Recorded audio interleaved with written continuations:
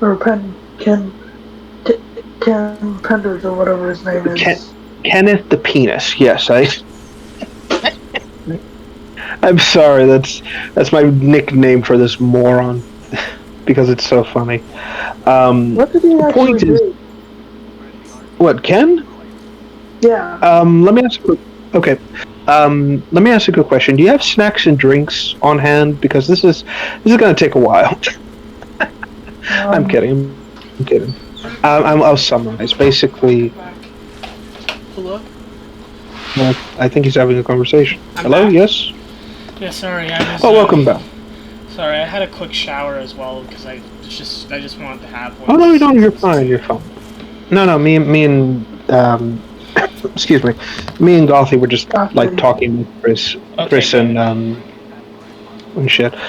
She asked me about Ken, and I wanted to kind of like get into that. So you don't mind if I do that? Yeah, go ahead. I love to hear about it. So a quick rundown. Kenneth the Penis is basically someone who got his start in comics really early. Basically, he wrote for things like um, Superman, Star Trek, things like that. He had a promising career. And he decided to work for Archie Comics, which by this point was given the license to do a Sonic comic. This was right after the heels of the UK Sonic the Comic Fleetway adaptation that basically got cancelled after issue 50. And Archie got the rights to kind of publish it here in North America. So Ken and the others didn't know what to base the comic on, so they based it loosely on two of the running canons at that time. Not the game canon, but the Adventures of Sonic the Hedgehog and Sad AM. The early comics were basically this mixture of comedy with seriousness, basically. But as the comic evolved and grew, and they kind of based it more on the Sad AM setting versus like Adventures of Sonic the Hedgehog and the games, which by this point there really wasn't anything established for the games. Ken took the comic in extreme ways, where he would basically introduce shit that didn't really need to be introduced into the comics. Things like, for example, Sally Acorn, this canonically 15-year-old girl, being courted by a 21-year-old skunk. Yes, that's a thing. Horrible things like Sonic contemplating the concepts of genocide and just really bizarre and arbitrary things. But what made Ken famous or infamous within the Sonic community was his obsession with Knuckles the Hedgehog and the Echidnas. See, by this point, just like with Sonic, yes, this is where it comes from. By this point in Sonic the Hedgehog, Knuckles was introduced, and things were already happening with the character. But there wasn't anything really established for himself, the Echidnas, or anything like that. So Ken saw an opportunity and began to kind of build a lore and a world around the Echidnas. And much like how Chris Chan kind of usurped Sonichu as the main protagonist in his own comic, Ken did the same with Knuckles and Sonic. Basically, he was slowly replacing Sonic in his own comic with Knuckles' stories and things like that, where, yes, Sonic and his friends would deal with Eggman and the A plot, but there would be a heavy focus on the B plot with Knuckles. It became such a big issue that Ken was offered an opportunity either to continue the Sonic comic in the main series or be given his own spin-off comic to continue this sort of shit. And by this point, Knuckles was popular, people enjoyed some of the stuff, and yada yada yada. So Ken agreed to work on the Knuckles comics. And these comics were some of the most asinine, overly complex stories ever penned to a comic, where it would just jump from the modern day with Knuckles to suddenly the ancient past with the Echidnas, where we discover, oh, the Echidnas were the super advanced society and they had like flying cars and shit, but they wanted to do something with the Chaos Emeralds, and one of them became super powerful and became a god of destruction, and they literally drop a mountain on him because to stop him from destroying the world, and it's so traumatizing that the entire Echidnas are like, we're going to get rid of him. The flying car is very stupid. I didn't know. They don't do flying cars, do they? What, in the main Sonic stuff? Comic. Yeah, this is an actual thing in the comic. Yeah, with the Echidna. Oh, it gets better. It gets better. Okay. So basically what happens is that the Echidna government are so traumatized by the fact that this super god nearly destroyed them all that they're like, okay, we're just going to ban all technology. Fuck it, we're going back to the Stone Ages, right? So they start like confiscating everyone's tech, and fuck it, you don't get anything, right? And yet ironically, there's already kind of like a sect of people who are like, we're going to keep this technology because we're going to rule over the populace. But then there's this other group called the Dark Legion who are like, no, fuck you, you're not going to steal our technology. We have the right to do that because that's our property. And so they start opposing it, and in the comic, you get two, like, cousins, and one of them, like, I think his name was Edmund, gets killed by his nephew, and so his son decides to avenge him. And then they make him Jesus for some reason, because he goes away for a while and then learns from literal fire ants the ability to use the Force, but they call it the Chaos Force for obvious legal reasons. So then he returns to the Echidna Grand Council, and he's like, I'm here to teach you the way and the correct path. And like, no, fuck you, you're weird. And then one of them tries to shoot him with a gun, and he disintegrates the gun. And then the guy who shot him is like, no, forgive me, for you are the son of God. He's like, I forgive you, my son. And then immediately the Dark Legion is like, fuck you, we're going to take over the capital.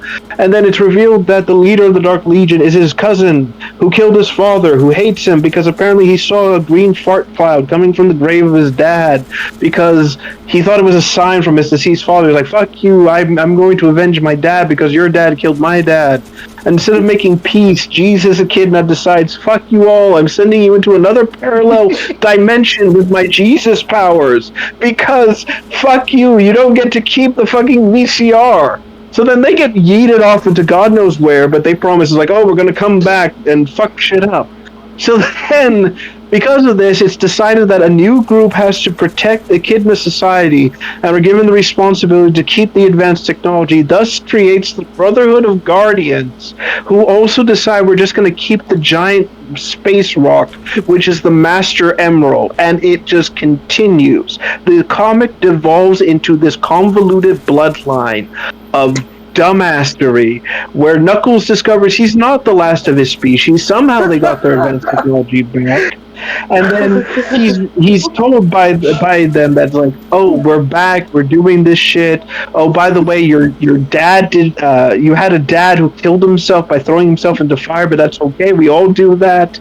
And apparently his dad is like an absentee asshole who's based on Ken's actual father because he has daddy issues. And on top of all this, like I said, the entire Brotherhood of Guardians is a convoluted mess of old men basically saying, fuck you all, we're going to do things our way or the highway. We also have dingoes on the island who started off as like cavemen, but then suddenly the comic turns them into like an allegory to like an oppressed class, but then they also make them Nazis for some reason. And then later the Dark Legion comes back, and then they're like, we're going to subvert the election process by, again, literally introducing Nazism. I shit you not. Ken actually stole a World War II poem, which was First They Came for the Jews, and instead reappropriated to be some sort of bullshit about how the echidnas came and they took the foxes and the hedgehogs, and nobody was there to help him because there was no one. It's like, what the fuck is happening? What is going on? Oh my god. So Ken. So this comic was so... Oh, it gets better. This whole comic was so insane and so balls to the walls nuts that no one could follow it and people stopped reading it. So it gets canceled, right? So you'd think Ken is like, okay, I'm not gonna do this anymore. No, he brings it to the main comic and then starts doing stupid shit and adding useless lore that doesn't fucking matter.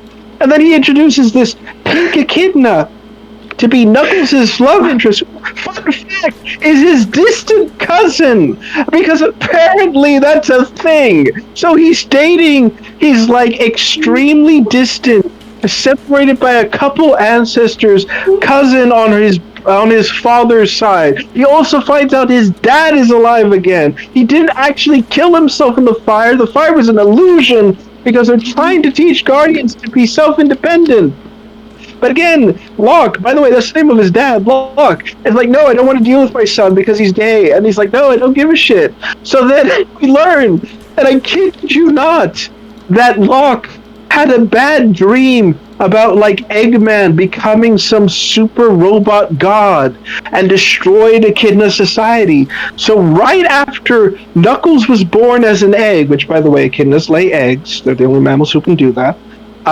He takes the egg to like his father and his grandfathers, and then they decide, okay, we're just going to turn him into a mutant. So they irradiate the egg with chaos energy. He basically stuffs this kid into a microwave, and it turns him into the ultimate echidna warrior that's a mutant. And it's literally a bioweapon. And you wonder, what the fuck does Shadow do in this series? Shadow does nothing. Shadow is the fuck boy of the series. Fuck you. It's actually Knuckles' entire story. Shadow just lives in it.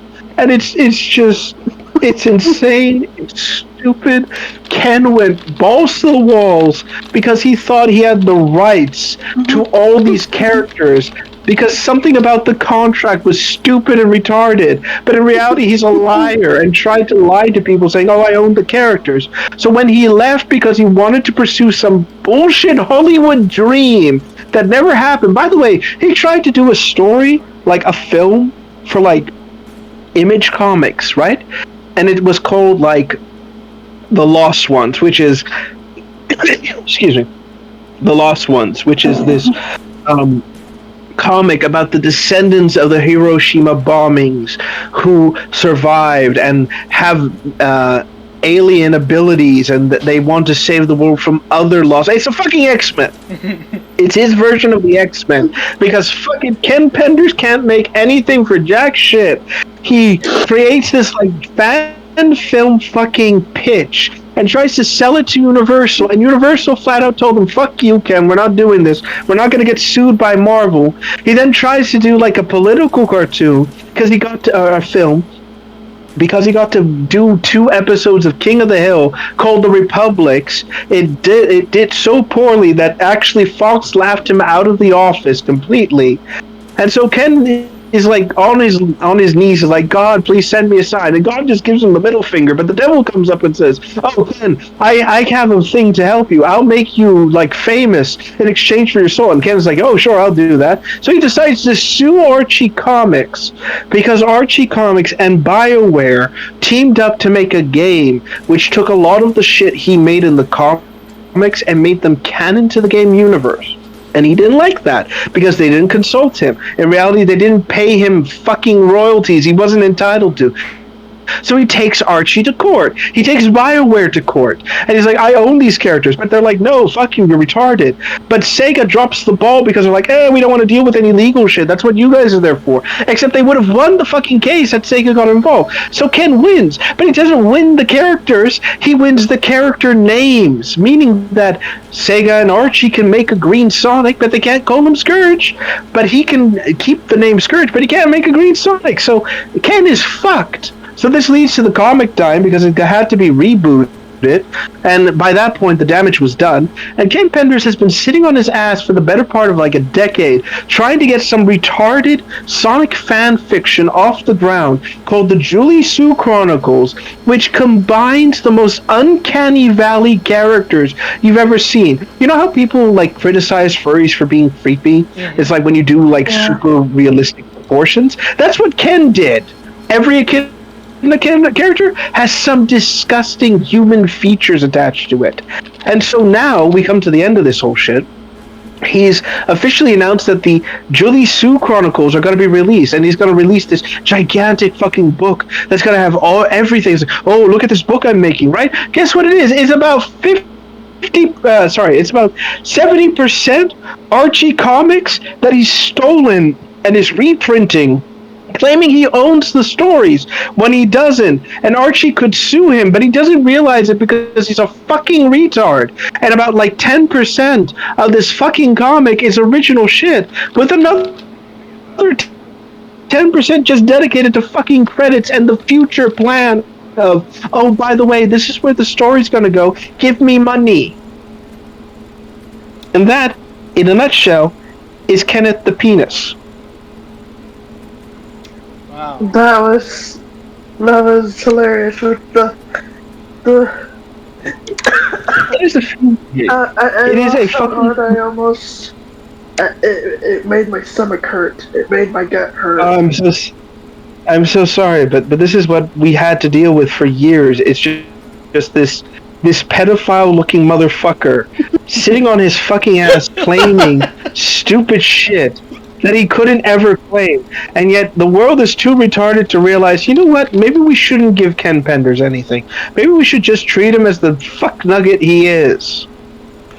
Oh, he is uh, a fart nugget. That he is Oh, because beyond he words. created. Yes, beyond words, he is the bad person who created that Oh no, shit. it's even more insane because again, I want to reiterate this because it bears repeating. In the official comic, and I shit you not, Ken wanted to do a story in which Sally Acorn, again, the canonical 15-year-old girl, gets her virginity taken by the fucking 20-something-year-old skunk. And apparently, in Ken's own words, Sonic may be fast, but in this case, he was just a little too slow. Ken, what the fuck? And when pushed on this, when people said, "Hey Ken, this seems rather sus.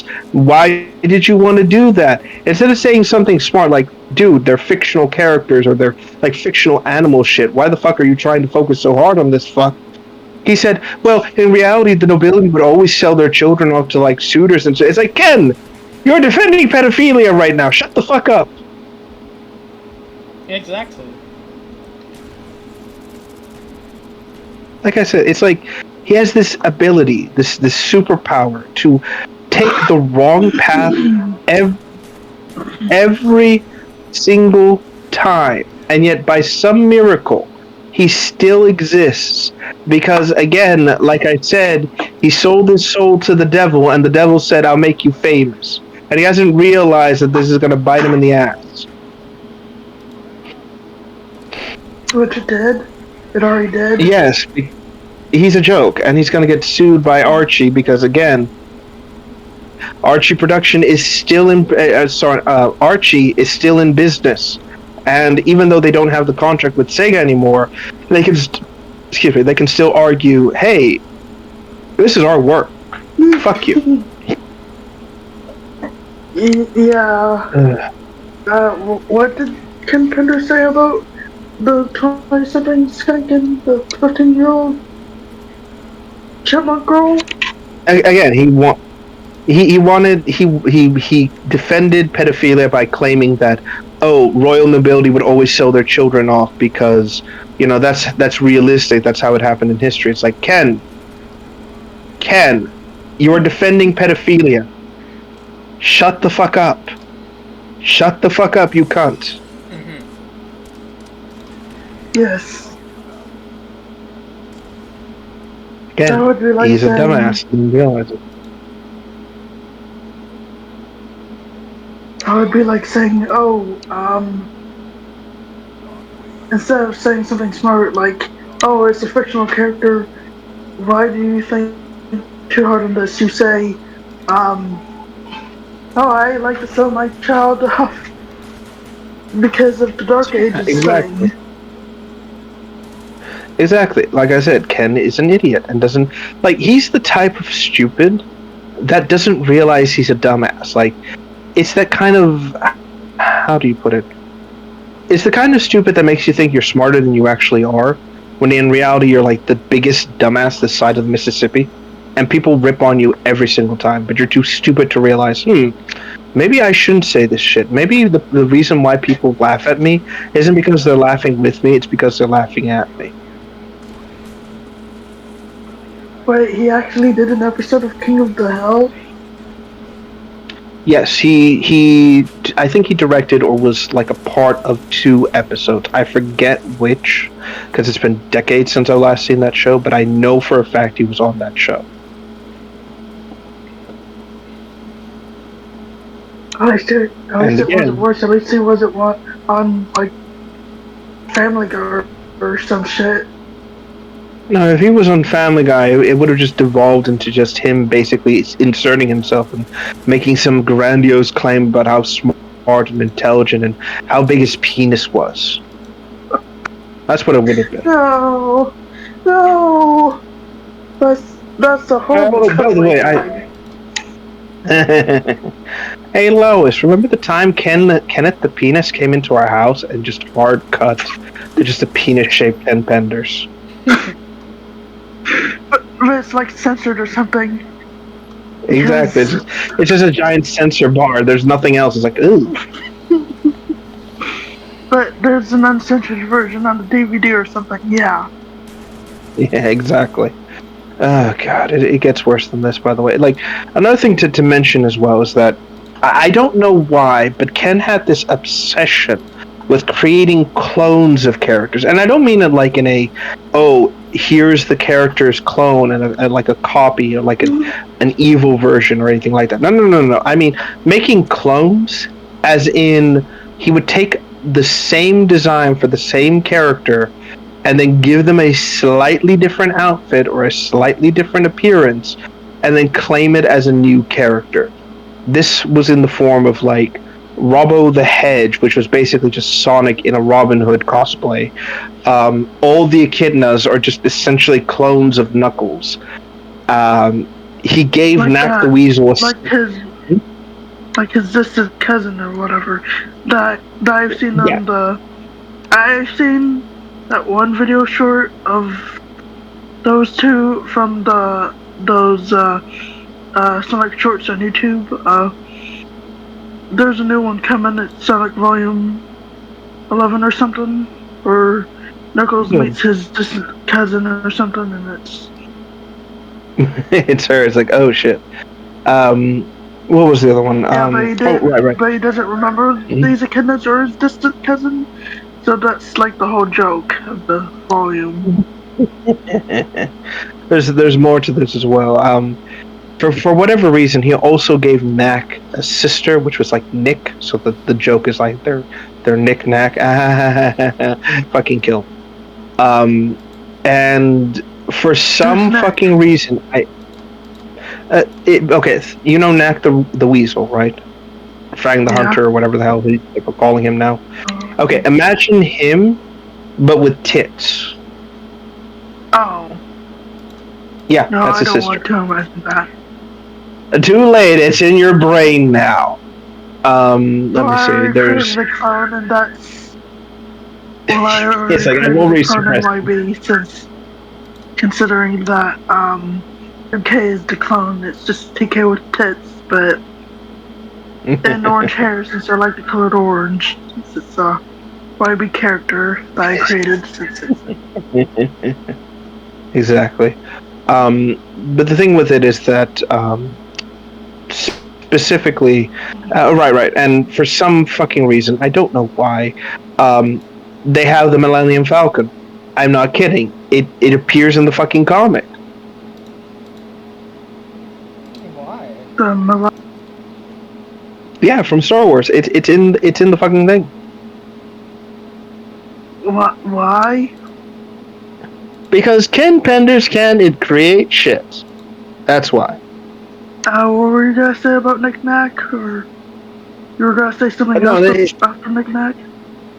Yeah, basically that it's so fucking brutal because Ken introduces the character and then immediately has her like killed off screen for some fucking reason, and it's like, why would you do this, Ken?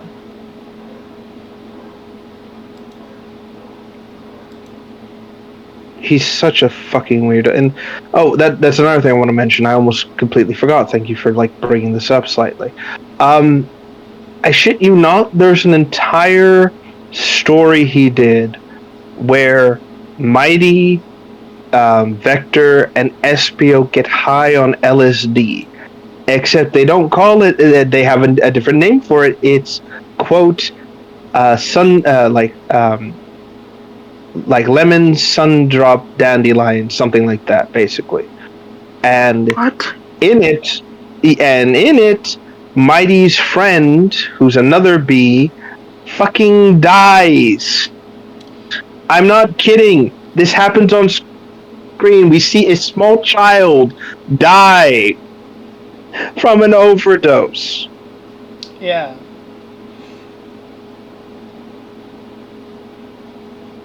That's not good. Again, Ken doesn't understand restraint. He thinks, if we add death and like this and this, we can totally like justify it as like, no, Ken, no, you're retarded. Oh, yeah. Stop. Oh yeah, death, sex, and titties. That's what the kiddies need, or adults need, if they're stupid enough. Since kids won't read it. Oh no, it's even worse than that. Like, there's literally a whole bit where it's heavily implied that Scourge, dressed up as Sonic, fucked Bunny. Oh. Yes.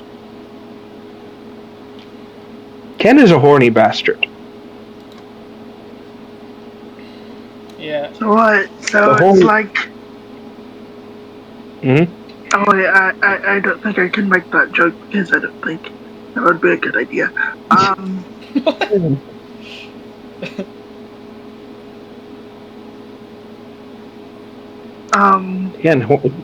Ken is just horny. That's what it is.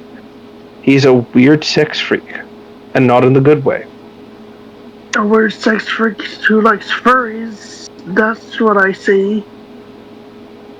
Well, you say that, but you're not wrong. There's like a lot of sus material in the shit he makes, and you start like when you start to like parse it and start to like notice it and like really start to look into it, you start to realize that Ken Penders is not only a closeted furry, but is also desperately trying to hide this as much as humanly possible. Yeah. Yeah, remember Just he like made that saying art you have of like Leonda being tickled by her feet? And then he compared it to Hillary Clinton and Trump. Like he's like, oh my god, this is like Trump. He's gonna take Hillary Clinton's feet. Like he's such a like holy shit. He's a dumbass and doesn't realize why the world makes fun of him, and it's this ironic situation that he finds himself in almost daily. Just this constant like, how do I say, je ne sais quoi. Just constantly making himself look worse and worse and worse every single second, every single day, and yet at no point in his long career, and I use air quotes here, of being a professional fuck nugget, does he realize, everyone fucking hates me and mocks me relentlessly. Maybe I shouldn't say dumbass things. Maybe I shouldn't try to antagonize the Sonic community. Maybe, just maybe, for once in my fucking man-child life, I should practice restraint and not do something stupid. But that never crosses his pea brain. It's always the same thing. It's always, I have to spew my amazing bullshit across the canvas so people understand and know that it is I, Ken Penders, the master of the universe, who's here and willing to do shit. Yeah. It's just so fucking retarded. And I say this with no irony whatsoever. It's stupid. Also, by the way, I almost forgot. I did see the podcast you sent me about the guys. My voice, about the guys discussing Ian, and they hit it like flat on the fucking head. Yeah. Yeah, I was surprised. It was a good listen. Yeah, they broke down everything with Ian Flynn's writing styles, his problems, his shortcomings, and again the fact that, like, I didn't realize it before I listened to this, but it is literally, Ian is essentially the what's it called? Ian is essentially the Dave Filoni of the fucking Sonic fandom, because he can't make anything himself. He has to add on to the works of others, and it's very apparent. Yeah. It's like, I don't know. Mm-hmm. He just it's just clear that he kind of just, I don't know. I just don't like the fact that he's gotten so much praise for so long, but I hope that's starting to change soon. Like I said, there's only so much like of the status quo you can keep doing, and so much of like the ball teasing of the community before people are like, you know what, I'm good. I'm not going to keep doing this. And I think the worst of it, again, has to be, just like with Dave, Ian's constant key jangling is not working anymore. People are like, we don't want vapid, vapid Easter eggs or fucking, what's the word? Easter eggs or fucking fan service or anything like that. We want actual substance. We want shit that we can enjoy. We want things that isn't just the status quo. The same shit, different day. Exactly. Yeah, it's like again, the stories that have no impact. And like, I think you said this as well, where like the reason that this is done is because Ian sees the comics more like this is my own words, but it's like he sees them more like a side to the main meal, which is the games. Like, he treats them like they shouldn't matter or be as big, and I think IDW being canon has a part to play in this, because they recently made it exactly canon. And I think the worst of it is that Ian, like I said, he doesn't understand the responsibility this brings with it, and because of this like extreme shortcoming, this lack of understanding, the fact that he is bringing this sort of shit to the table and is not making any sort of change, or is trying to push the status quo beyond what it is. And again, at the end of the day, this is exactly his problem, is that I get it. Like, he's been traumatized by the constant cancellations of his projects whenever they got big, or when they started to do something. He had to come in and basically get the reset button done on him more times than anybody should. And I get that. I get the trauma associated with this sort of problem. The issue is that you shouldn't let this trauma dictate how you do everything moving forward. He has essentially allowed this to control and decree what he can and cannot do, what stories he wants to tell. It's very clear, again, and they pointed out too, that he's just writing whatever comes to his brain at that exact moment and then saying, fuck it, here we are, here it is, here's this, here's that, blah, blah, blah, blah, blah. I don't need to put too much more effort into it. I don't need to make these changes. I don't need to make this. I don't need to make that, et cetera, et cetera, et cetera. That's what he's mentally set himself up for. And it's one of those things that once you start to see it, once you see these problems happening, it's almost like you want to grab Ian and say, shake him and say, like, no, this is the wrong thing to do. You should not be like recoiling in fear and terror. You shouldn't be like trying desperately to. Sorry, but who's this Ian person you keep talking about? So Ian Flynn is the current writer of the IDW Sonic comics. He was actually a part of Archie back in the day, and he's a big Sonic fan. I don't think that's in contention.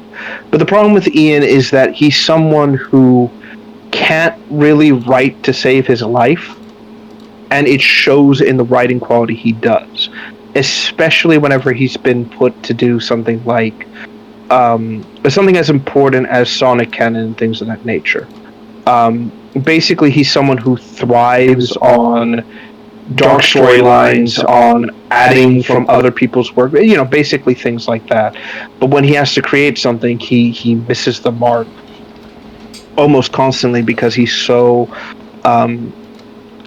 incapable of like getting around these problems, basically. So, like another Ken Penders, except like worse. So basically, the issue. Yeah, basically, he wants everything to be canon with the game worlds, but he also doesn't want to add things from extended universe stuff because it would contradict too much in his own words. And this is not the way to go about it because, again, he's limiting his own creative freedom by basically saying, I want to make everything canon, but I only want certain things to be canon. He did that with Prime. Oh, absolutely. Because apparently, from what he said, the Prime writers, they didn't even, give him anything on, They didn't care about the canon, right? They didn't care about making it canon. They didn't care to committing to that. And, at that point, they should have been like, okay, this game isn't this show isn't canon, right? It doesn't matter. But no, he still had, he was, upset, oh, why aren't you caring about canon? It's like, I don't know, it bothers me. Not everything has to be canon, and because they decided to be like, oh, everything in Prime should be I don't know, and we've talked about our issues with Prime before. Oh, absolutely. To death, almost. I didn't know about that. I don't think a lot of people do, because it's not something that's really talked about that much because of its dubious nature, basically. And I think the biggest example of this would have to... Well, dubious in the sense of, there are clear instances that do happen. Like, for example, Sonic mentions his fight with Knuckles. There's actually, in one of the episodes, they actually have gameplay from one of the Rush games, I think. The one that introduces Gemerald, or the second, his second form, I should say. And basically, it tries to be canon, but at the same time, you can tell that they're like, no, we don't give a fuck. That's what I mean by dubious. It's it could. Mm-hmm. So the Eggman Council, but they don't exist, do they? They're not even canon. Kinda. They're canonical, apparently, because Sega has the final word when it comes to what is and isn't canon. And they claim that Sonic Prime is canon to the game universe and everything. And so this means that at some point in the timeline of the games, Sonic went through the multiverse and met with different versions of himself and his friends. Or in the Prime show, he did meet.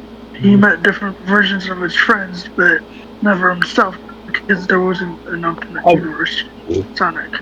Sorry. I fucked it up. I meant to say alternate version of his friends. I fucked it up. That's on me. That's my mulligan. But yes, you're correct. There was no cream in Prime because... Oh wait, now I know why there is no cream in Prime, because she's a child. Yeah, I keep forgetting that. Well, it's more than just, she's a child, so we shouldn't add her. It's... The issue with Cream, especially with Cream, is that this is a character that is important to the grander narrative of Sonic and everything like that. She's a vital character that's been part of the greater universe as a whole, right? But the issue with Cream is that they don't know what to do with her because she's introduced in a very specific situation. I think she's rescued in one of the advanced games, I think. And because of that, they don't know what to do with Cream as a character. They've not really brought her into a lot of things. And because she's basically stuck as a child, a very small child, I might add, they don't want to put her in situations that would be considered too heinous to put a kid in. Like in Sonic X, they did that, but... Mm-hmm. But the only difference is that they did it for, weird reasons. Right, with Sonic X, there was a clear attempt to, have everyone kind of be involved in the story, but have it make sense. With, what's it called? With adding her into things like other media. Oh no, I mean like Cream as a whole. Adding her to other media makes it more difficult to justify having a small child involved in these situations, and it's again very telling. And that's really the problem. Again, this is more of a fault of like making Cream so small in comparison to everybody else who's like confirmed to be early teenage, early adult sort of characters. Wait, is it? But again, that's Charmy a kid too. Is Charmy a kid too? Kinda. Like he's not as young as Cream, and because he's a boy, he's more like having him put into more dangerous situations isn't too quote unquote terrible, because boys will be boys sort of thing basically. But that's the exception, not the rule here. Oh yeah. Did you know that Rouge's original design, she was supposed to be a spider, but they changed that? I heard about that, and funnily enough, when you mentioned that, there were spider characters in Archie. They actually took that design and made an entire character based around it. Yeah, I didn't know that Rouge was originally going to be a spider, so there's that. Well, yeah, and again, to bring it back to Prime... Sonic was originally going to be a rabbit because, Cream. Or Fields. Which, again, I kind of want to mention this as well, because Sega's kind of acknowledged Fields as a character in the most, indirect way possible, but it's implied that he exists somewhere in the universe.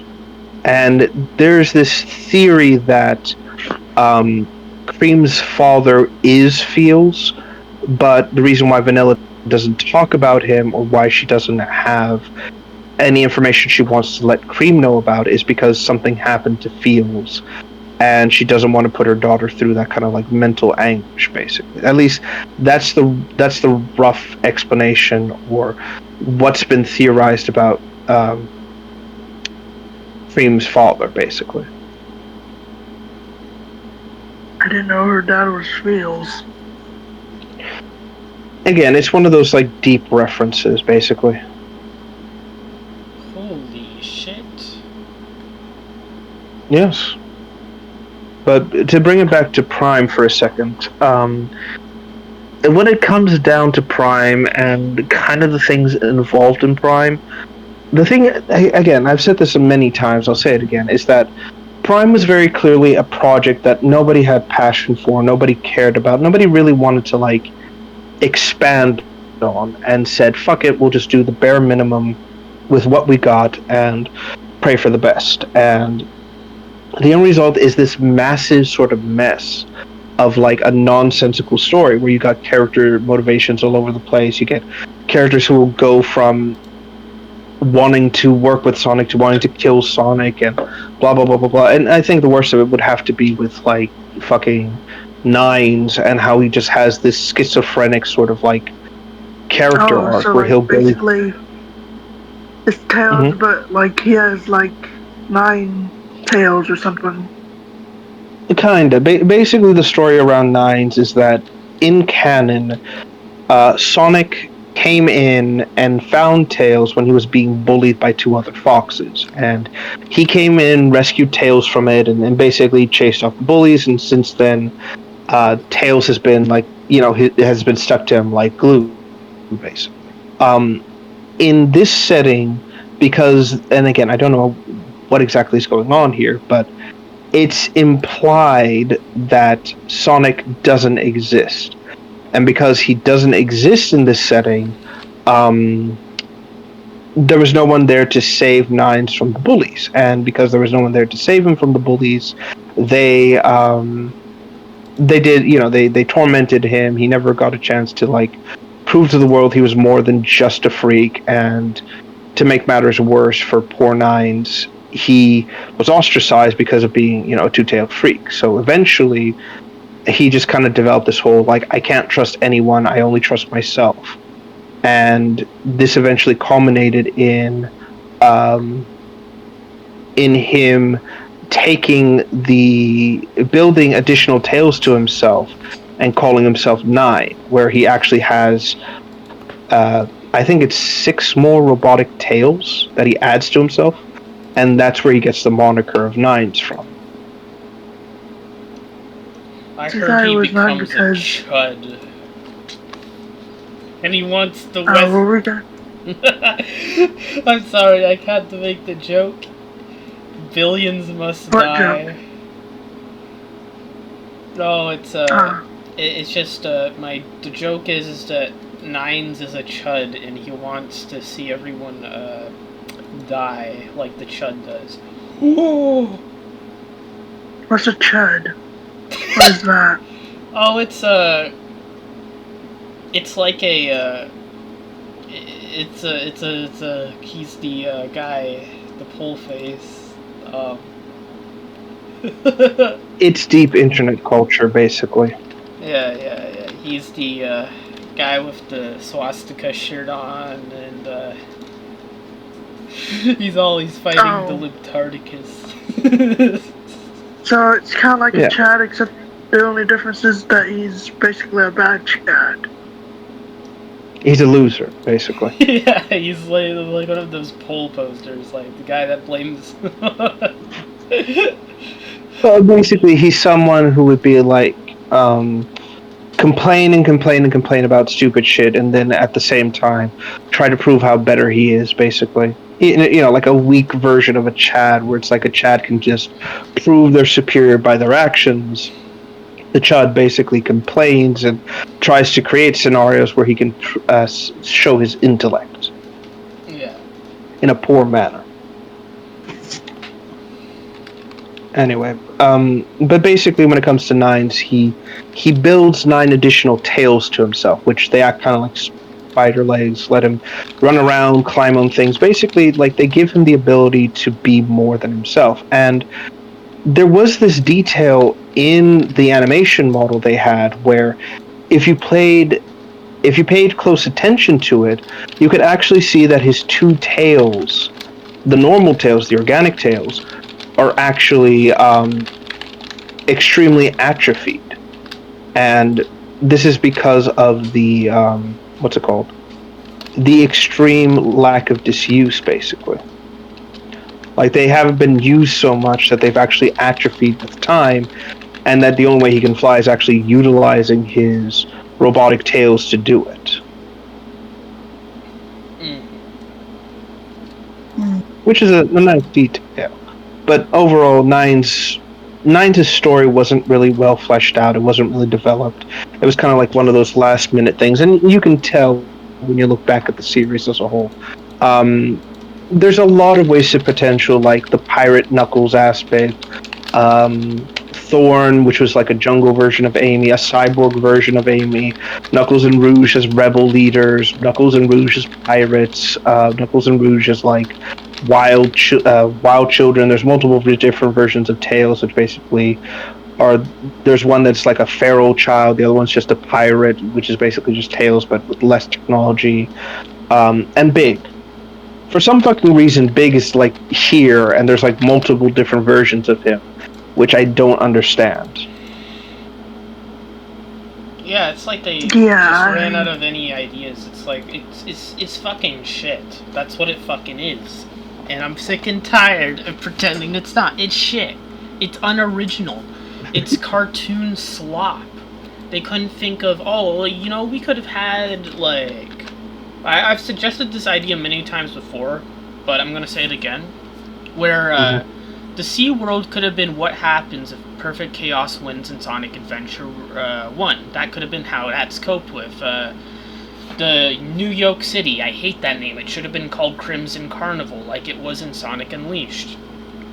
That could have just been if Eggman won in Sonic Unleashed, you'd make the entire planet Eggman Land. That's what it would happen. That's pretty much what it was based off if you check the concept art where they have better designs. The primal thing is if Sonic Boom was taken to its biggest extreme or something like that. So you could have the Boom characters here instead of, like... You could have had Styx take up Amy's role in that. You could have had her. I'm angry now. Now that I see that, you could have had Sticks. You could have had Marine. You could have. You know what's insane? What? I need to mention this. I don't know if you know this, but apparently in IDW, for one of their winter comics that they were working on, there's actually an original concept that shows Amy and Sticks in the snow talking to each other. And it was changed to have Blaze and Amy doing that instead. Oh my god, that fucking... Wow. Blaze doesn't like the snow, she's a fire fucking piece of shit. I don't know. And what's sad is that it's very clear they're trying to introduce Sticks into IDW, but they haven't had a way to do it yet. Because Flynn decided to have Sticks there instead of saying something like, maybe me and, when Amy said, maybe I can, hang out with so on and so on, right? Instead of saying something like Sally, that, a character people want him to reference and mention, is like, no, fuck you, I'm going to mention Sticks, who cannot exist in the main games because she's part of a different continuity. It's like fucking... I'm pissed off. It's like, he doesn't have Sally because he's a fucking Son Amy shipper, and he wants to ship fucking Sally with Nicole for some reason, even though Nicole and Shard is a better couple. And then he refuses to add, he refuses to show Sticks instead, despite mentioning her. It's like, we're gonna mention this character, not gonna fucking use her though. Why? Is it because she's an actual interesting character that's actually different from the carbon copy strong female characters that he makes? Probably the case. So you see, I like Sticks because she's actually different from, because the thing is with a lot of modern shit is that female characters get typecasted as they're only allowed to be the strong female character, and they can't be anything else. So I was pleasantly surprised when I saw Trip actually have a different personality from that and show some shyness, and Sticks is kind of the same, It's like that's an actual unique thing, but no, instead they just they don't want to have that. And it bothers me. They did the same thing with Prime. They made it even worse in Prime. They took Amy and they've pretty much made her so stale. They took Rouge and they made her stale. And there's nothing important to these characters anymore. They're so boring. They're so safe. And I saw a recent Splash Dash video, and I even made a comment on it. It's actually one of the top comments that goes into depth with this, because it's just frustrating, because they've taken all these characters, they made them stale, they slightly have improved them since the meta era, and then people act like it's the best thing ever, and I think people are realizing how stale it is, because I see these conversations popping up more, now that, And so far, only a Sonic movie has been able to actually make fun shit happen, Yeah, because they respect the source material and actually give us, characters and concepts that are not only interesting but fit the established setting, but also play with it in an interesting way. They have different takes on Sonic, Tails, Knuckles. They give Eggman a lot more depth in this. They give actual human characters more development. Agent Stone, to the point where people actually want to see Stone in a proper Sonic game and kind of replace Orbot and Cubot. People want to see the Donut Lord because he's such a fun little character. Again, even as much as the Knuckles show dropped the ball, people unironically have come to respect Wade because he goes through this interesting arc, and he actually has proper development, a whole kit and caboodle, and that's saying something. Even I, who acknowledge the many, many, many shortcomings of this show, personally want to see Wade come back because I've grown to like this stupid doughboy. And that's saying something. But, sorry, that's neither here nor there. The point is that it kind of gets back to the same problem. Like I said, the issues are compounded, and it's especially the case with Ian and how he just keeps trying to make or retcon every little thing that happens. He doesn't try to, for lack of a better term, he doesn't try to expand on anything anymore. And I get why, but at the same time, it's like these are the issues. And with Prime, especially, it compounds the problem significantly. I've gone on record many times and I've said Sonic Prime might have been better if they had just made it into a fucking what's it called? Time travel? If they made it into a time travel story focusing on Sonic not going through different dimensions but going through different time periods and meeting the different versions of his friends, like encountering the tribal versions or the ancestral versions of Knuckles, Amy, basically witnessing the creation of the Green Hill Zone for the first time, or let's say that sort of thing, or witnessing the pirate age from a different point of view, how basically the floating island might have gotten sent into the air in the first place. Shit like that. Like, unironically, these changes to the setting actually make the setting a lot more interesting, palpable, and makes Sonic's dumbassery less dumbass and more like, okay, yeah, it's kind of making sense now. They made him fucking retarded because they're trying to do, it's a self-growth story. He'll get, he never changes, by the way. He's retarded for the entire fucking story. That never fucking changes. Mm-hmm. It's like, it's so lazy and it makes no sense because, as we've discussed before, this is supposed to take place sometime after, I think, Colors or Unleashed. It's somewhere in the ballpark. Yeah, so it's somewhere, before Generations happened. So, but it still makes no fucking sense because the whole entire world is Green Hills. Sonic mentions how Metal Sonic, this is the first time I've seen this.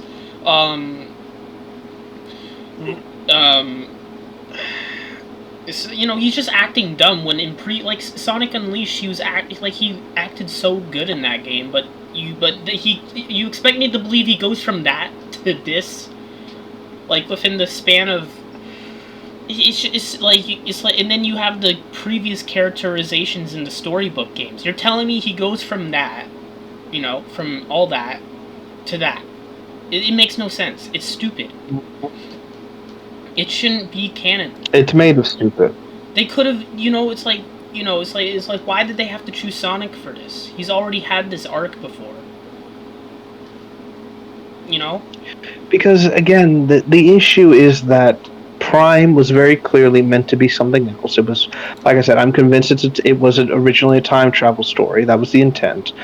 Sega or the creators but what if alternate realities instead? Yeah. Because they didn't want to commit to the alternate time travel aspect. Because everyone was doing a multiverse story at the time.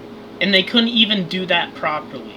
They couldn't even add in characters from other, Sonic parts or franchises. I mean, universes. Mm-hmm. They couldn't do that. I've humored the idea, when I've been working on, the redoing of Sonic Prime as it was a multiverse story, I've been humoring alternate versions of the other characters in interesting ways. For example, the Chaotix are kind of like a recon team, kind of focused around finding out more about the Chaos Council, trying to deal with it. You've got Charmy kind of decked out with spy equipment and kind of flying around. SBO sticking to the shadows, more covered up.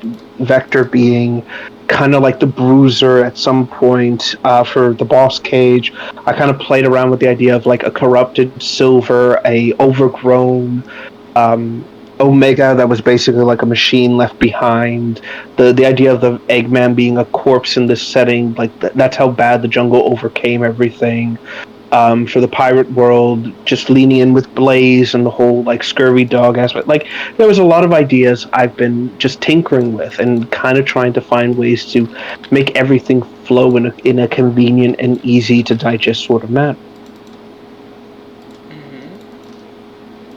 And it's a challenge to say the least, and I think the time travel story might be a better option, to be completely frank.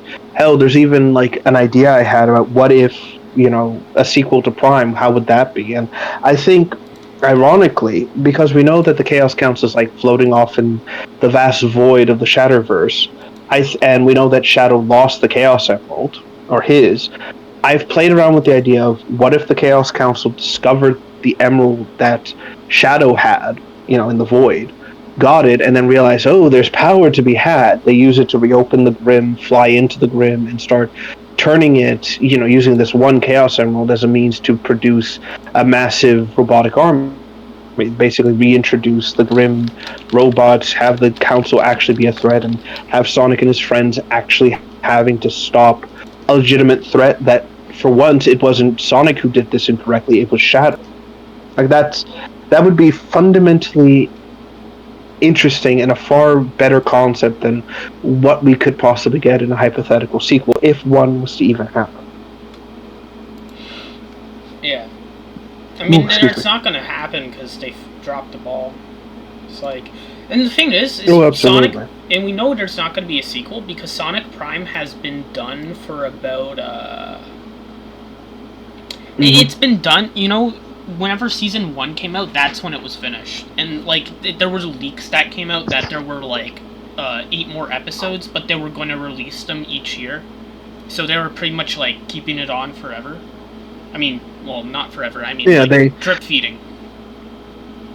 Yes, and that's a very common thing that a lot of these groups, these companies will do, is that when they know they have a real turd on their hands, what they'll do is they'll purposely try to inflate the numbers, inflate the watch time by basically making it look like more people are engaged by breaking everything down into micro seasons, and then claiming that, oh, people really like it, look how many numbers we've been getting, and then they leverage that into trying to get more seasons or actually getting the budget for something bigger or grandiose, and that's always how they do this sort of shit. The only time I can think that this was actually done well was through Guillermo del Toro's Troll Hunter universe, where basically Netflix kept giving him only limited runs for his series, and he was able to leverage his work as an incredible director to get more series greenlit, and then just made them the unofficial additional seasons for the rest of his Troll Hunter series, culminating in an actual feature-length film that he got to make. No, that's a good way to go about it. Oh, absolutely, because he used those new series not only as indirect sequels or indirect seasons, but he also used them in such a way where he could focus on different stories and concepts. The main series focused on our main cast of heroes, 3 of them to be exact, and then when he did Five Below, which is basically an alien story, he had it set back on Earth, back in the same town, and basically while the situations are being dealt with the magical and supernatural aspects of the trolls, you got this alien shit going on in the background that kind of explains and fills in the gap on some odder aspects, and then focuses on them. There's some crossover episodes that eventually culminates in them actually coming together and joining forces. Then he did Wizards, and that was basically focused on a bit of a time travel story, a bit of a different point of view, all this sort of stuff. That didn't get as many seasons as it was supposed to, and then it all just kind of fizzled out towards the end. But he got to do what he wanted, and he succeeded, which is something a lot of people can't lay to claim when it comes to Netflix. But when it comes to Prime, it feels like that was the exact intent. That was the idea from the word go. Basically, take this what's the word? Take this setting and then run with it as far as you could, and like you said, drip feed it with the express intent of making it so we can claim in some empirical way that, oh, we had all this stuff and people wanted to support it, and look at this, look at the numbers and everything, and it didn't work because people saw it, they didn't like what they saw, the story wasn't there, and it just got brushed aside. People said, okay, that was okay for a couple of hours, and that was it. Sonic Prime didn't set the world on fire. It didn't revolutionize the Sonic content. It was just something it was a drop in the bucket that may or may not return depending on the circumstance, the the sun and the moon and the exact alignment of Uranus with everything else. Yeah. That's saying something. Ironically, also, now that I mentioned that, you mentioned it's like, oh, it's been so long, they're not going to do another one. And I want to bring this up. It's like, we didn't think we'd get a new Doom as well, but yet here we are. Well, wait, what do you mean, Dune? Yeah, Doom. Doom Dark Ages. Oh, I thought you said Dune. Okay, Doom. Okay. Yeah, but it's a bit different because Sonic Prime fucking sucks. So, yeah, but Doom Eternal kind of had like a definitive ending. Nobody expected another Doom game to come out, let alone one that has us not only taking the role of the Doomslayer once again, but in his primordial prime, fighting demons on Argent Denur, demons that are referenced and mentioned in Eternal, that we see the aftermath of their corpses and the damage laid in this place, like all that kind of crazy shit. And like, to be there at that time period, fighting more primordial demons, fighting off against horrible creatures. And I think my absolute favorite thing about this whole thing is the fact that we're going to fight the Agadon hunters in their prime. Demons that were so powerful, that were so like feared, they were all brought to extinction. Like, that is going to be just glorious. Well, at least that's something to look forward to. Oh, absolutely. But again, that's neither here nor there, and it kind of goes back to the other thing I mean, is that while we want to say that, oh, it might not happen, or it's never going to happen, and things like that, we always have to remember that sometimes, every so often, we are going to see something out of the blue come out. So that's why I kind of don't... Oh, I didn't leave. Lost Gothy. I'm still here. No, you're fine. But that's what I mean, is that there's always going to be something that... what's the word? Like, I don't say never, and that's because there's always a high possibility and a high chance that something actually might come about it, So it's always why I tend to be like, expect the unexpected, or assume that nothing is set in stone purely, And I mean that in like a legitimate sense, really. Especially when it comes down to characters like, this sort of thing, especially with Prime. I fully expect... I don't think Prime is going to stay gone. I think at some point we are going to see some version of Prime appear. And I mean this in the sense of, like, the characters are going to come back in some way, shape, or form. They're too popular to be ignored. Even if it is just nines, there's something to be said about that. Yeah. But, it's neither here nor there. And again, like I said, it's just more or less telling. Still, I'm just glad that people are kind of seeing the shortcomings that Ken has, Ian has. And, I don't enjoy the idea of, like, Ian, my apologies, being like... I'm not saying this because I hate the guy. I think he can do something. The problem is that he needs that criticism. He needs people to kind of push back. And I'm not saying this in like, what's the word? They've been way push too back, and I'm not saying this to criticize him, and it has led to an acceptance of mediocrity in the Sonic fan base for the past, like, I guess I will say since 2019 it's been going on, where we've accepted mediocrity for too long and it's not turning out well. Exactly, and like I said, this is a problem that Ian is not, or needs to kind of recognize. Like, the fans aren't, well, to kind of quote the guys themselves, they do mention that Ken has indirectly cultivated a more sycophanted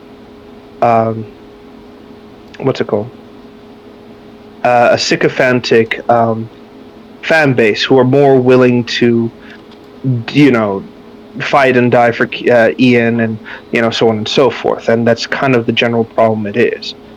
I think the biggest example, or the biggest, what's it called?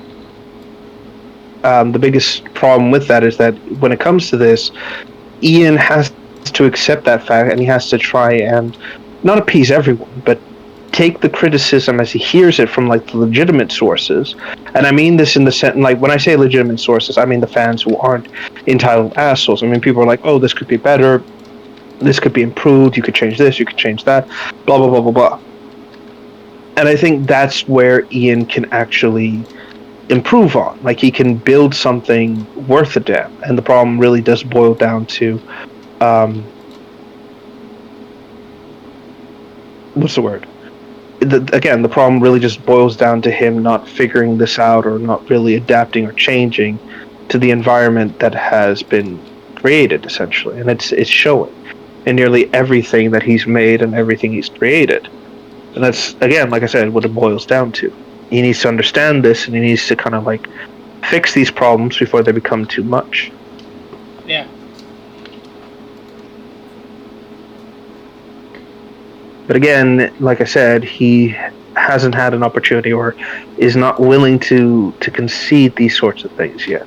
He's still pushing, he's still trying to make things that at the end of the day are appeasing a very select few, and is compromising whatever story he's trying to do. It's even worse when you take certain things into effect, like what's it called? Certain things into effect, like, for example,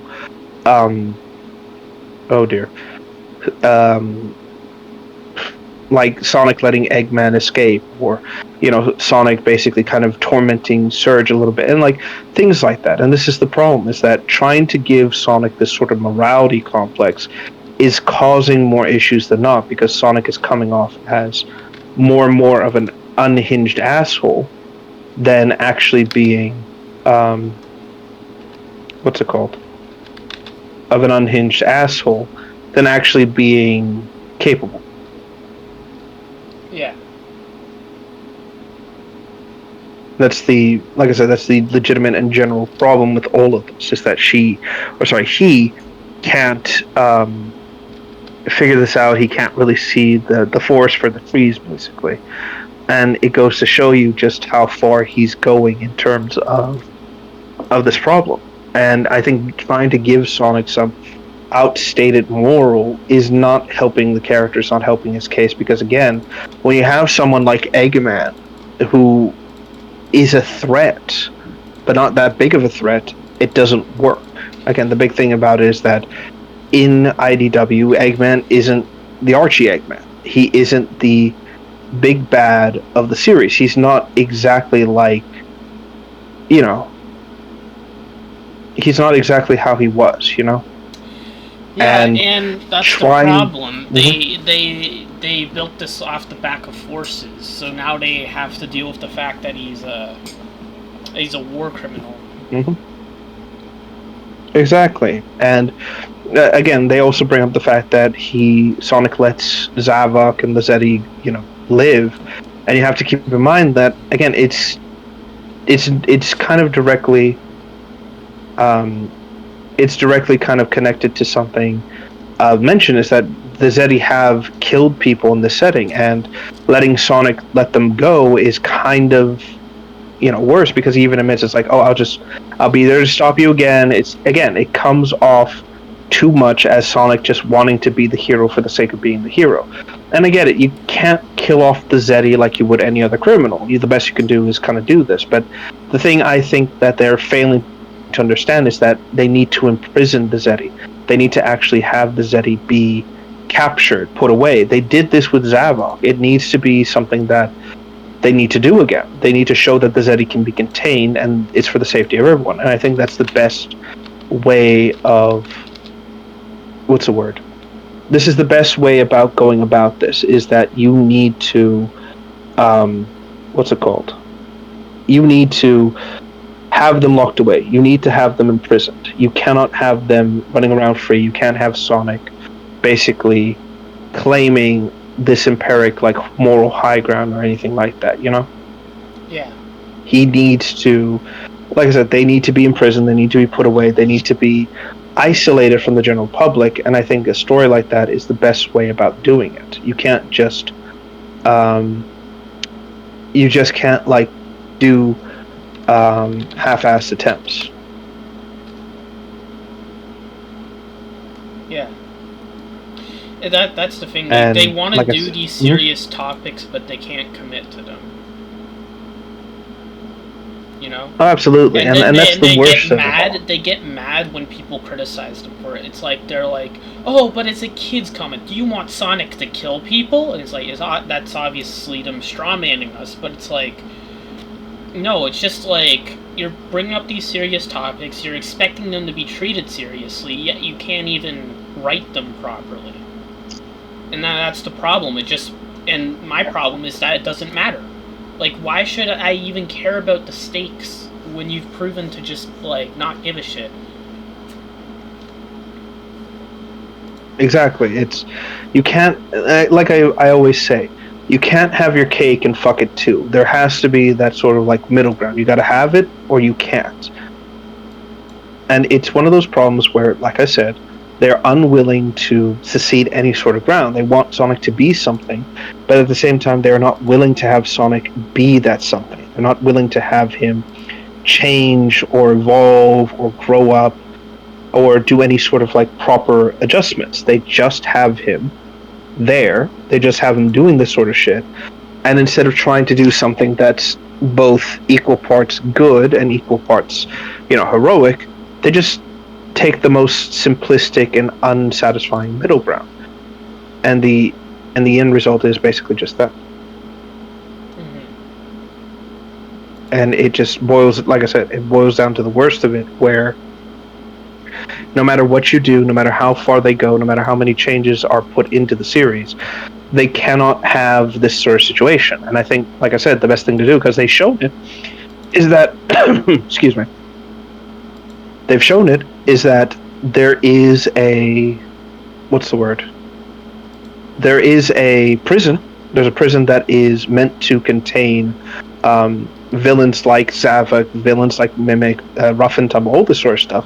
And yet, they're unwilling to utilize it in any sort of way. And it's one of those problems where this wouldn't be the perfect solution, obviously. You can't just throw them in prison every time have them in prison and then they escape immediately after and blah, blah, blah, blah, blah, repeat ad nauseum. At some point, something more, something more permanent has to come into effect. And that's the obvious point. But again, they don't bring that around. That's the worst of it, really. There is no, what's the word?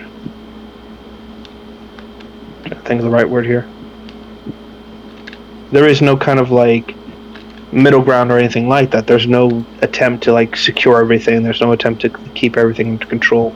It's just, like you said, and like we've been saying since time immemorial now, it's just repeat after repeat, status quo after status quo. Yep. And there's no, there's no middle ground, there's no attempt, there's no trying to do anything correctly or incorrectly. It's just all the same, over and over and over again. And it's just becoming too much of a problem. And I think it's coming to that point where Ian and the rest of his crew are starting to realize that they need to sit down, they need to make a proper, they need to sit down and come up with a proper solution, or run the risk of losing the IDW comic as a whole. And again, this is one of those big problems where they're already at a big risk of that. If you've seen what's been going on with IDW, they haven't been doing too hot, haven't they? Last I checked. Exactly, and again, it boils down to the same problem. They aren't telling stories people are interested in. They're just telling things that they want to tell for the sake of it. And again, there's no middle ground. There's no attempt to combine things. There's nothing of the sort. They're just creating shit for the sake of creating it, rather than actually having something worth a damn. And it's one of those problems where, it's one of those problems that cannot be overstated in any way, shape, or time, any way, shape, or form.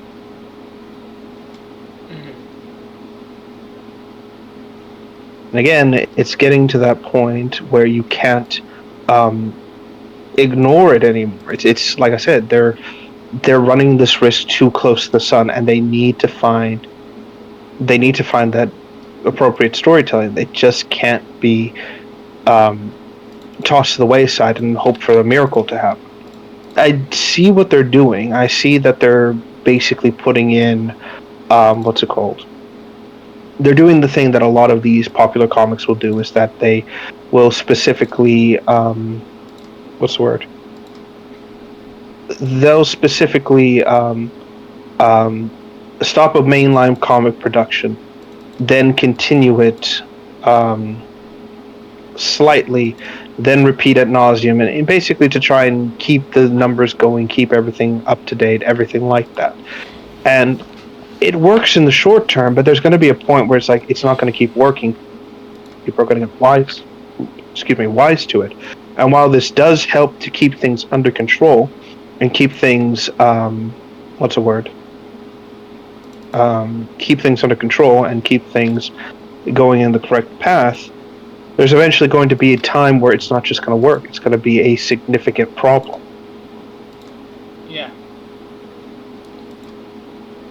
Again, they don't see these issues. They don't realize the extraordinarily bad shortcomings this is all causing. Yeah, aren't they doing the, what do you call it, the comic with Fang? They did. They already completed that. Oh, right. You've not looked into the Fan the Hunter miniseries, have you? Nope.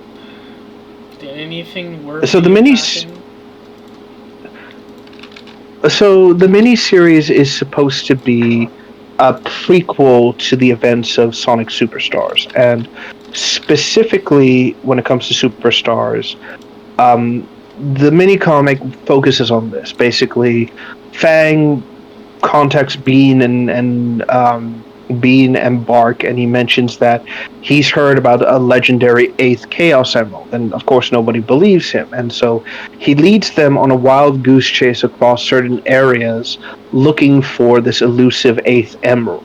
While in the B story, Sonic and Tails have heard about this flying battleship that has been like appearing and disappearing at random, and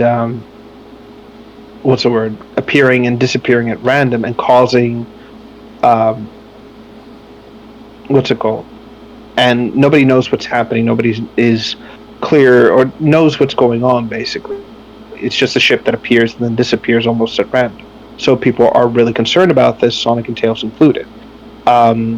Eventually, Fang leads his team into like the island where Knuckles Chaotix took place, and this place is like falling apart. It's sort of showing what happens when Eggman abandons a facility for so long and that nature slowly recovers it. This then leads Eggman to specifically have Knack and his crew look for Knack and his crew specifically look for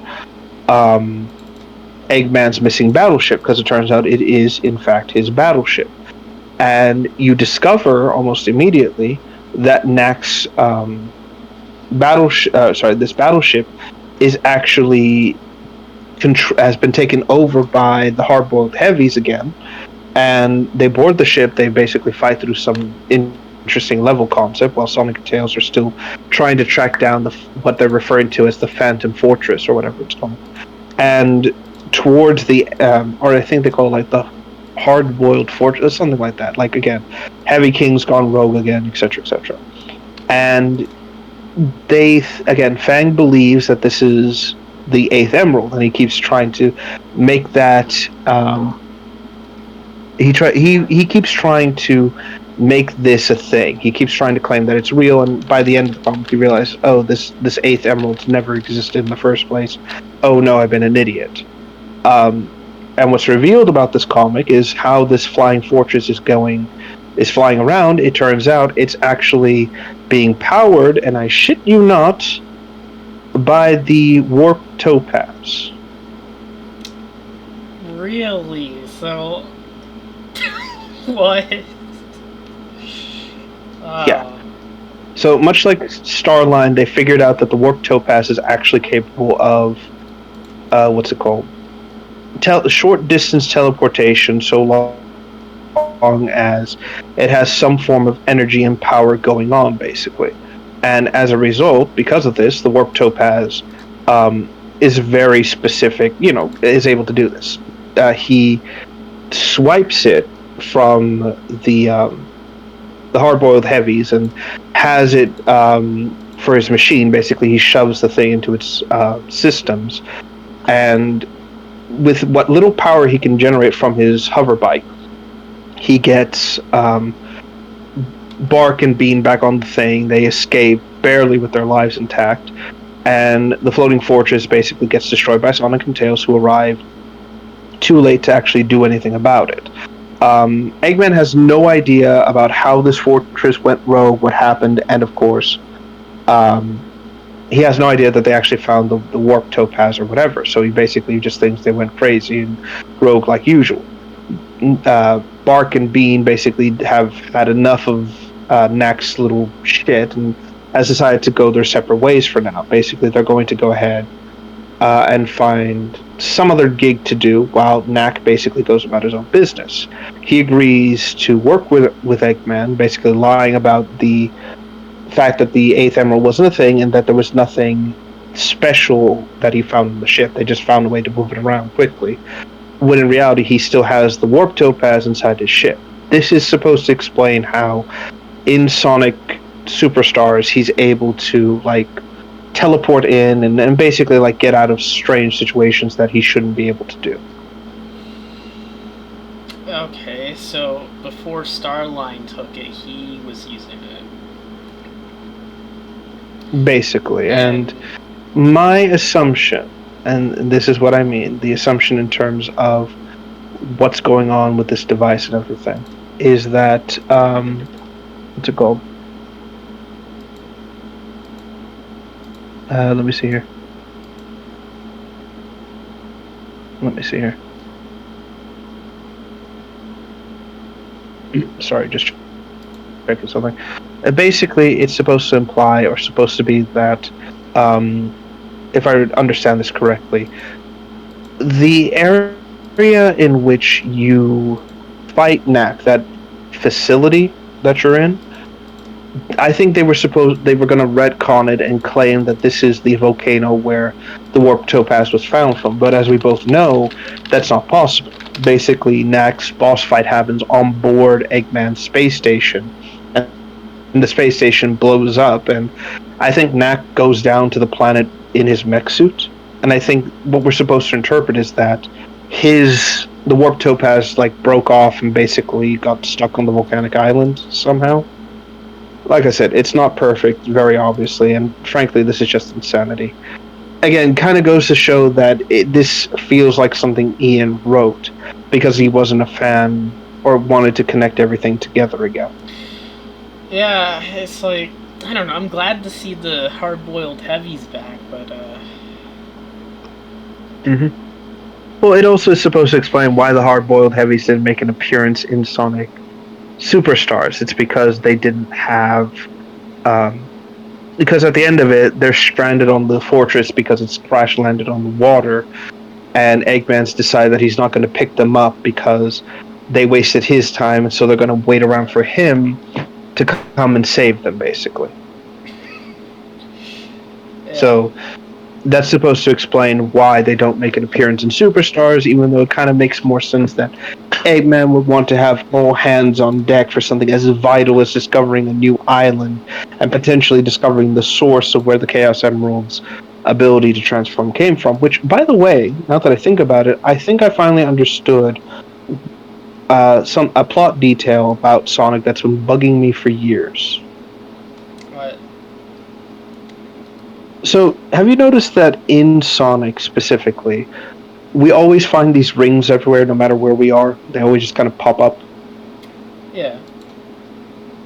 I think the rings all come from Golden Capital, and there's some sort of transportation method or system or something like that that has allowed these rings to spread all across the world. Essentially, I don't think these rings are actually golden per se, but are some sort of alloy that helps increase the power of natural chaos abilities. Hence, why it's required, or why you need to have rings in order to keep your super form. Without them, I think they facilitate as a form of energy transfer, and without it, poof, you go back to normal.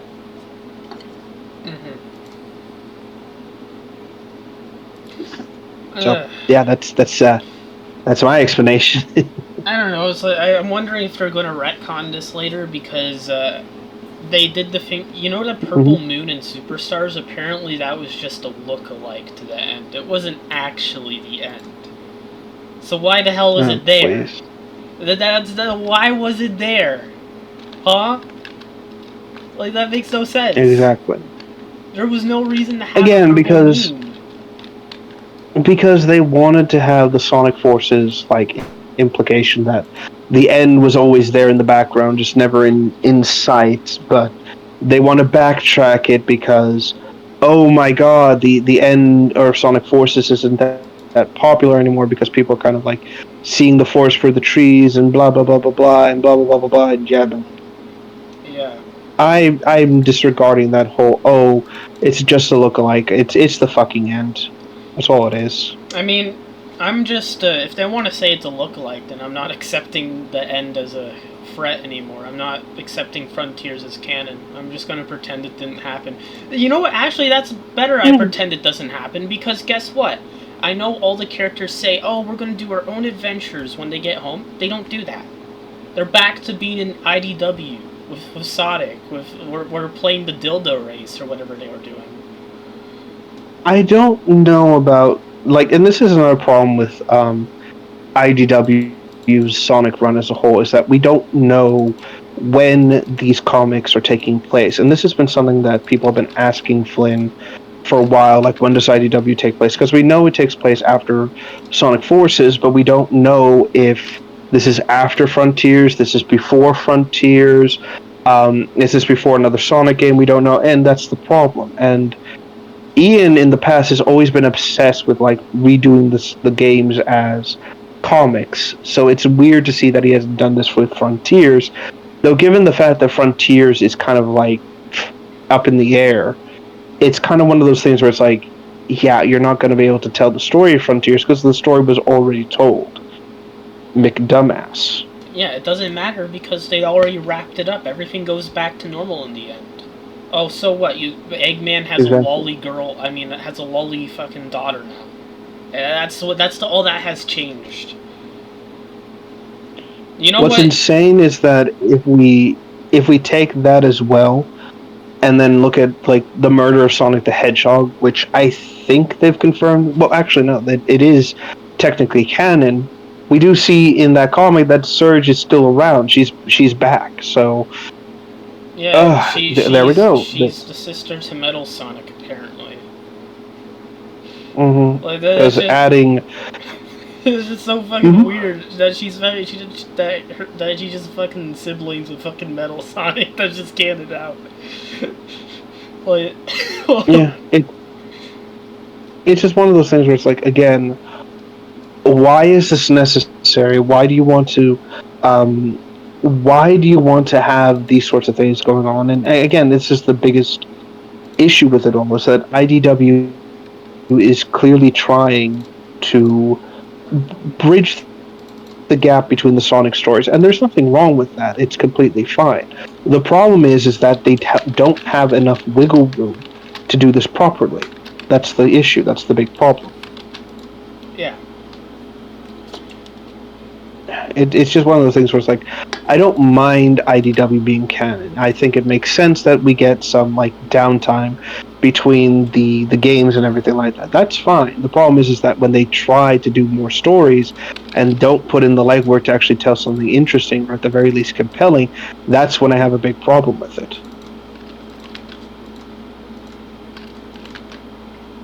Yeah. Again, it kind of goes back to I think a good example of this would have to be, oh god, what was it called? Would have to be Halo Escalation, and how Escalation basically did not do anything. It wrapped up the whole Janus Key situation unceremoniously, and oh, look at that, now we're moving forward with something else, basically. That's basically what these comics are. It's a similar problem with IDW, is that they are just just there, and because Ian and his crew have no fucking idea what's going to happen in the next games, which again, they're not Sega employees, so, or game developers or anything of that nature, so it makes sense that they have no idea what's going to happen. So to avoid what's it called, oh Jesus Christ, when they do these stories, the idea is that it's supposed to be as non-canon breaking and non-intrusive as humanly possible, and that's how they get around these sort of retcon problems, these sort of issues. And that, again, that's completely fine, that's completely understandable. The last thing you want to do is do something that contradicts everything you've created in terms of what's it called, in terms of the canon and everything you're trying to do. I get that. It's completely and utterly understandable. The problem is, again, like I said, this isn't a case where you're doing this correctly. This is a case of that you're trying to balance this in the most like indirect way possible, and it really fucking show. It's one of those small what's the word? It's one of those small irritating problems that really needs a lot of work to undo, basically. Or if you're going to keep this up, you need to have that, like I said, wiggle. Yeah. And I mean it. It's like, it's fine. Again, there's not a lot of issues going on, but again, there's a lot of work that needs to work on. Yeah, I agree with that. That's...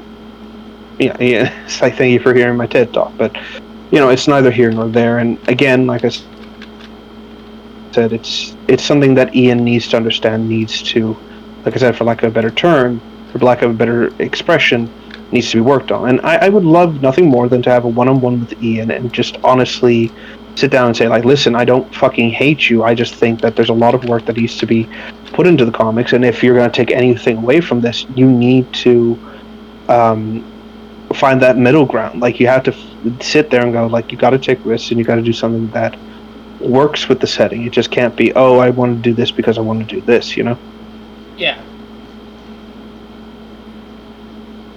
But like I said, it's go ahead. Yeah, that's kind of what you'd have to do. Yeah. And it's just, something I would prefer to deal with it. Again, in my ideal kind of like Sonic setting, it would just be that. I would try to combine the Sonic story as much as humanly possible, or just try to bring references to other sort of things, and then if there's enough wiggle room for everything to work together, just kind of like, run with it, basically. Like, ironically, do what kind of like what Archie was doing up until a certain point, mixing everything together in such a way where you can have a decent story that's original, but also kind of like incorporate the new stuff into it to another degree. But again, I can see and understand why Ian doesn't want to do that. He was burned on this sort of project, and he had to come in and do a lot of lore repairing just to get everything, spip and span. Again, I get it. I don't envy the guy this sort of situation. It's one of those problems where it's like, yes, this whole mess could have been avoided had they been given plot summaries and plot details from fucking Sega and everybody else. But again, they didn't get that. They didn't get any opportunity to expand or do anything they wanted to, basically. Yeah.